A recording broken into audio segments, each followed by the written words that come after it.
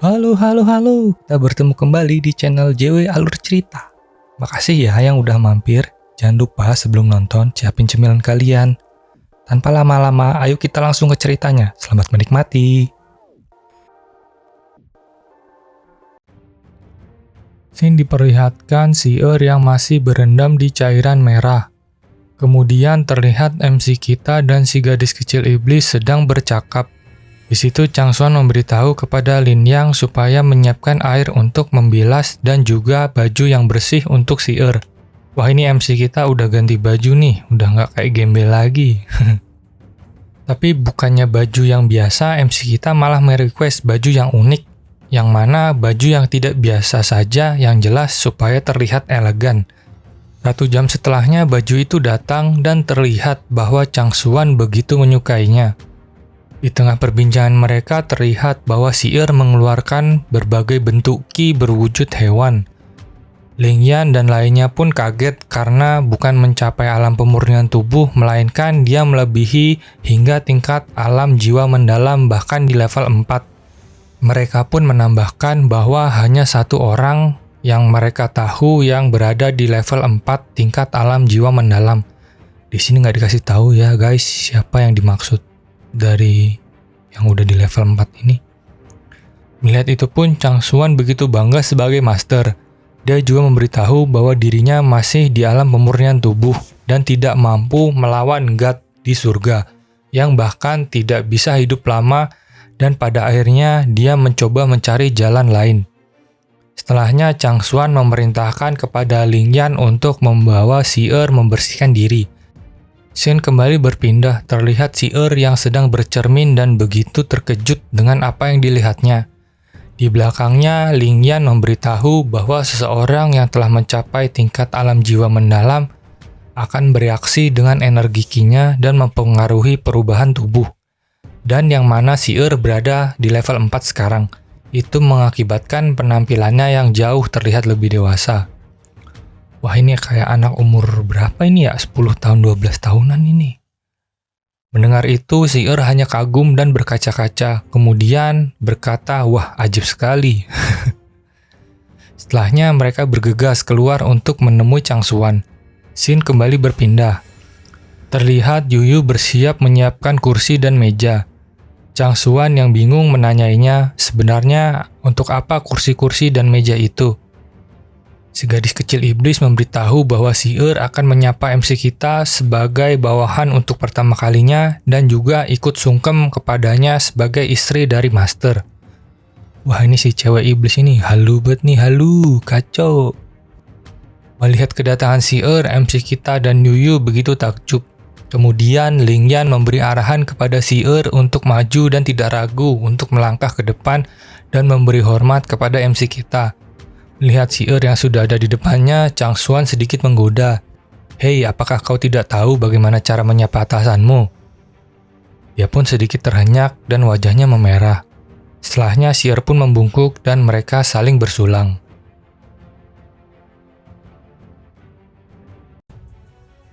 Setelah selesai dengan Chang Xuan, di situ si gadis kecil iblis berharap bahwa Seer juga akan bersulang dengannya. Dan akhirnya Yuyu memberi kode dengan berdeham. Bukannya respon yang diinginkan, melainkan respon yang jauh berbeda yang didapatkan oleh si gadis kecil iblis. Dengan lempengnya, Seer bertanya, Nyonya muda, apakah Anda sedang sakit? Kenapa Anda batuk-batuk? Mendengar itu, Lin Yang terlihat menahan tawanya, dikarenakan MC kita pernah bilang bahwa dirinya tidak boleh membuat Yuyu marah dikarenakan dia adalah demon wanita yang menakutkan. Tanpa menunggu lama, si gadis kecil iblis terlihat geram sambil menunjuk-nunjuk kepada Seer dan bertanya bahwa siapa yang dipanggilnya sebagai Nyonya muda. Dan menjelaskan bahwa sekarang gilirannya lah yang diberi minum. Kemudian bersulang karena dia adalah istri sang master. Melihat wajah Seer yang bingung, Chang Xuan hanya berkata, oh iya benar, secara teknis dia merupakan istri mastermu. Tapi mendengar itu, Yuyu pun masih tidak terima dengan apa yang dimaksud secara teknis dalam tanda kutip.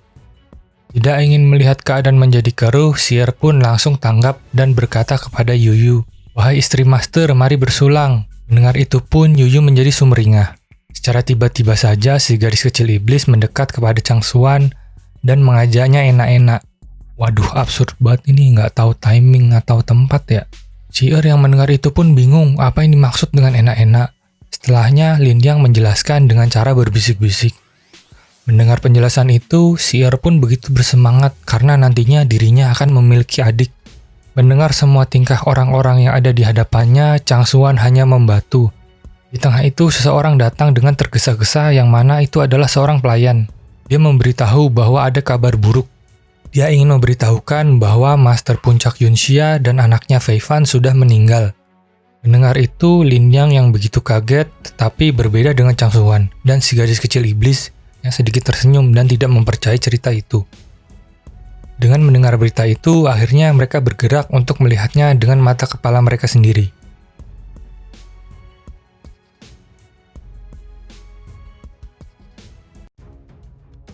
Scene berpindah di puncak Yunxia, diperlihatkan Changsuan dan rombongannya yang baru saja tiba. Di situ terlihat bahwa tetua tertinggi dan para master sudah di TKP menunggu kedatangan mereka.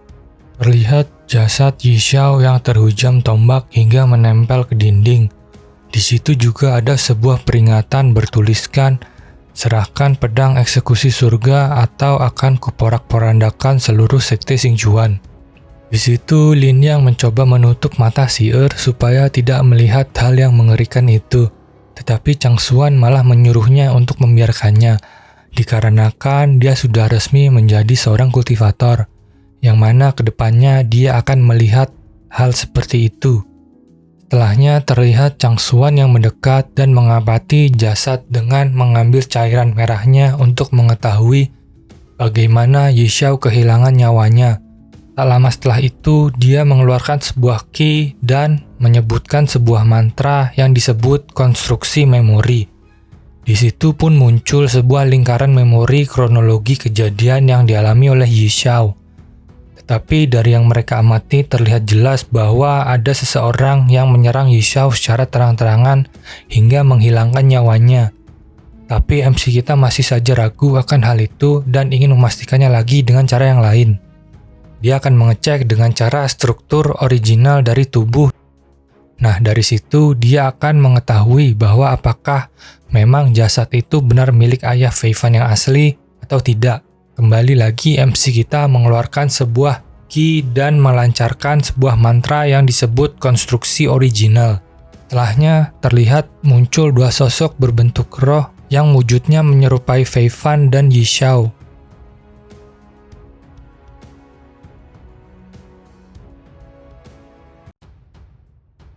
Dengan dua wujud yang didapatkannya itu, MC kita masih bingung karena curiganya tidak terbukti. Dan akhirnya dia meyakini bahwa itu adalah menghilangnya nyawa secara wajar. Melihat itu, para master sedikit geram karena Changsuan melakukan sihir konstruksi memori dan original kepada masternya yaitu Yixiao. Tidak hanya itu, mereka pun juga bingung karena sihir itu adalah suatu rahasia sekte yang mana bahkan mereka pun tidak dapat melakukannya. Ya kalau nggak bisa berarti masih cetek ilmu lu bro. Para master akhirnya bertanya kepada tetua tertinggi tentang siapa sebenarnya jati diri MC kita. Dengan sedikit ragu dan sambil menundukkan kepalanya, dia mengatakan bahwa dirinya sendiri pun kurang yakin tentang siapa sebenarnya MC kita ini. Tapi intinya dia tidak memiliki tujuan buruk kepada sekte dan sebenarnya dialah yang mengusulkan untuk diadakannya konferensi Laotian. Mendengar itu, para master pun menyatakan sedikit keberatan karena anak muda yang entah dari mana asalnya itu berani-beraninya menyarankan sebuah konferensi yang mana itu adalah hal serius dan mau-maunya tetua tertinggi ikut terseret dalam hal itu. Tetapi tetua tertinggi dengan tegas hanya memberi jawaban bahwa dirinya mempunyai alasan tersendiri dan tidak perlu untuk membahas kepada master secara mendetail. Di tengah perdebatan itu, MC kita tiba-tiba nyeletuk. Mereka harusnya fokus untuk meningkatkan keamanan agar kejadian yang sama tidak terjadi lagi, bukan mempermasalahkan soal siapa dirinya, dikarenakan konferensi Laotian sudah tersebar dan akan segera dilaksanakan. Karena sesuai jadwal setidaknya dalam 3 hari ke depan ada 5 sekte yang akan datang ke Xingjuan. Mendengar itu, para master pun kicep dan MC kita serta rombongannya pun langsung pergi dari hadapan mereka. Scene kembali berpindah di rombongan Changsuan yang sedang berjalan. Di tengah itu, Changsuan memberi perintah kepada Lin Yang dan juga Xi'er untuk menunggunya karena dia ingin pergi ke suatu tempat. Diperlihatkan Changsuan dan si gadis kecil iblis yang tiba di suatu tempat. Yuyu pun masih mempertanyakan apakah hilangnya nyawa Yixiao itu terlihat wajar, dan Changsuan masih dengan yakin menjawab memang itu terlihat sangat tidak wajar. Setelahnya MC kita menghentakkan kakinya ke tanah, kemudian diperlihatkan sebuah pedang muncul, berikut dengan rantai mengelilinginya seperti mengikatnya. Kembali lagi Changsuan menambahkan bahwa wajar atau tidaknya, diketahui tujuan awal orang itu adalah mendapatkan pedang eksekusi surga. Dengan pedang yang tersegel, setidaknya sudah 90% formasi yang telah dikuasainya. Diketahui bahwa seseorang yang menguasai 90% formasi di negaranya sangatlah jarang. Tetapi bukannya tidak ada, dikarenakan untuk mencapai tujuan itu, dia harus menghilangkan nyawa seseorang, dan itu membutuhkan waktu yang panjang. Dan lambat laun akan ketahuan juga. Akhirnya Yuyu mengetahui cluenya bahwa orang itu sebenarnya ingin menguasai pedang eksekusi surgawi sendirian. Changsuan dengan percaya diri memberitahukan kepada Yuyu bahwa pedang eksekusi surgawi yang ada di hadapannya itu adalah pedang palsu. Nantinya MC kita dengan ikhlas memberikan pedang itu, dan secara tidak langsung itu akan membantunya menyelesaikan masalah yang ada di sekte Xingchuan. Di situ Yuyu begitu senang karena mengetahui bahwa MC kita sifatnya belum berubah, yang mana dulunya juga sering memanfaatkan seseorang untuk tujuannya. Di sini pun Changsuan menjawabnya dengan tengil, bahwa dia tidak ingin mengotori tangannya sendiri hanya untuk membereskan hal-hal kecil. Dia hanya ingin turun tangan jika memang itu hal besar dan memang hanya dia yang bisa menghadapinya. Wah, gokil. Statementnya tebel banget nih, bro.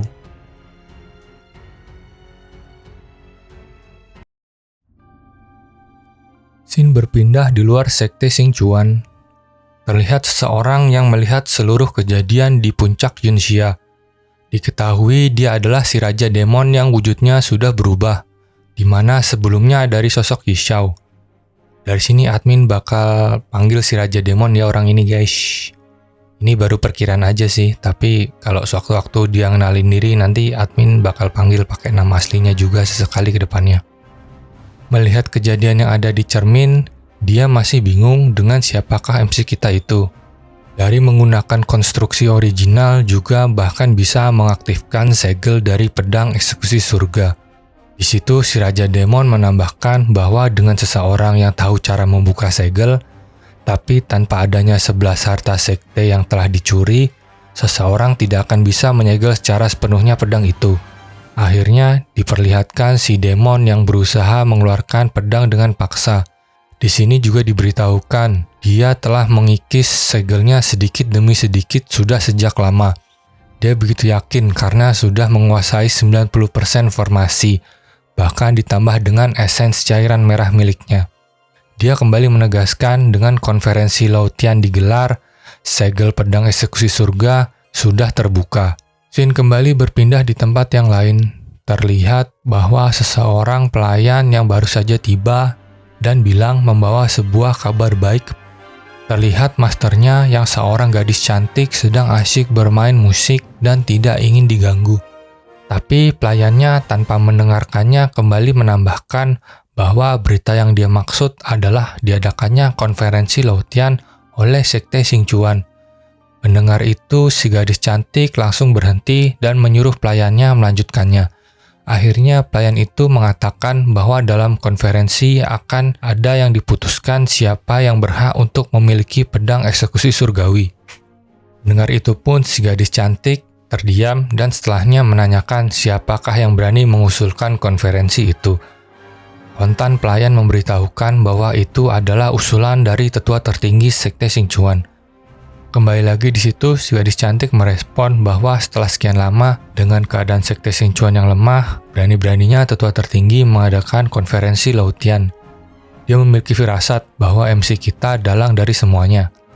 Jika memang itu benar, dia berencana menanyainya dari mana saja dia selama 2000 tahun ini. Dia dengan tegas akan mengikuti konferensi Laotian itu. Diketahui bahwa gadis ini telah menyelamatkan 3 dari harta sekte yang berusaha dicuri. Siapa sih nih cewek ini? Di chapter ini namanya nggak dikasih tahu ya guys. Mudah-mudahan kedepannya namanya terkuak. Scene kembali berpindah di sebuah sekte yang disebut sebagai Sekte Gua Neraka Merah. Di sini seseorang pelayan memberi laporan kepada masternya yang juga melaporkan hal yang sama, yaitu tentang diadakannya konferensi Laotian dan rencana dilepasnya pedang eksekusi surga. Diperlihatkan seseorang master Gua Neraka Merah yang bernama Yan Gang. Dia antusias karena akhirnya satu-satunya senjata yang melebihi tingkat raja akhirnya muncul. Wah, ini tampangnya om-om bengis ini agak nyebelin. Tanpa babi bu, dia memberi perintah kepada pelayannya untuk mengumpulkan seluruh anggota sektenya untuk berangkat ke Xingchuan. Kita berpindah lagi ke scene yang lain. Diperlihatkan sebuah sekte besar lainnya yang bernama Sekte Pedang Mistis. Kembali seorang pelayan menghadap seorang master dan melaporkan hal yang sama. Di sini kita juga diperlihatkan dengan kinya. Dia mengendalikan begitu banyak pedang di sekelilingnya dengan membentuk sebuah manuver. Terlihat master ini begitu antusias karena dia juga ingin mencari pengganti pedang yang lebih cocok untuk tekniknya itu. Diketahui namanya adalah Jiang Cheng. Tapi bukannya mengajak para bawahannya, dia malah ingin pergi sendiri ke Xingchuan dan menyuruh bawahannya untuk berkultivasi saja, dikarenakan dia menganggap para bawahannya hanya sebuah beban. Wah, ku demen nih orang kayak gini nih, terang-terangan. Scene kembali ke Sekte Xingchuan. Terlihat Chang Xuan yang sedang mengatur susunan kultivasi yang cocok untuk Si yang mana mempunyai 4 jenis beast di level 4 jiwa yang mendalam. Di sini dia juga menjelaskan pada saat waktunya tiba, susunan itu akan terbentuk dengan sendirinya dan bisa digunakan dan dipanggil dengan satu mantra saja. Di sini Si hanya perlu sabar untuk menunggu dan mencoba menguasainya secara perlahan, tidak boleh sembrono dan belajar untuk elegan, tidak seperti istrinya.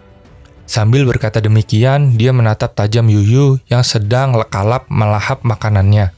Di situ pun si gadis kecil iblis kembali berdrama ria dengan menyebutkan bahwa MC kita apakah akan membuangnya lagi. Tanpa menunggu lama, dan benar akhirnya MC kita membuangnya kemudian menyuruhnya untuk melanjutkan makanannya. Kacau itu. Di sini Chang Xuan kembali membanggakan yang mana dia adalah murid yang begitu cocok untuk bertarung dengan level 4 jiwa mendalam yang dia miliki. Nantinya dia akan menjadi seorang tipe master pembentuk susunan yang hebat. Setelah itu dia langsung menatap tajam Lin Yang kemudian berkata sekarang adalah gilirannya untuk berlatih.